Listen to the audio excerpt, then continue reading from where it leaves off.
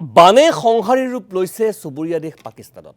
বানৰ পৰা পৰিত্ৰাণ পাবলৈ পানীৰ মাজত হাতত কোৰাণ লৈ দোৱা কৰিছে পাকিস্তানীয়ে। তাজ ৰাছেল নামৰ এজন পাকিস্তানীৰ মতে কোৰাণ শক্তিয়েহে এতিয়া ৰোধ কৰিব পাৰিব ভয়াৱহ বানৰ দৃশ্যাংশ দেখুৱাবলৈ চেষ্টা কৰে। কোৰাণ পাঠ কৰি থকাৰ কিছু সময়ৰ পিছতেই ক্ৰমাৎ বৃদ্ধি হৈ অহা জলস্তৰে উটুৱাই লৈ গ'ল লোকজনক। বৰ্তমান লোকজনক বিচাৰি উদ্ধাৰ অভিযান অব্যাহত ৰাখিছে উদ্ধাৰকাৰী দলে। সামাজিক মাধ্যমত ভাইৰেল হৈছে এই ভিডিঅ'। মই পুনৰ কথাখিনি উল্লেখ কৰিব বিচাৰিছোঁ। পাকিস্তানত তীব্ৰতৰ ৰূপ ধাৰণ কৰিছে, স্পৰ্শকাতৰ ৰূপ ধাৰণ কৰিছে বানে, আৰু এই ব্যক্তিজনে হাতত কোৰাণ লৈ দোৱা কৰিছে।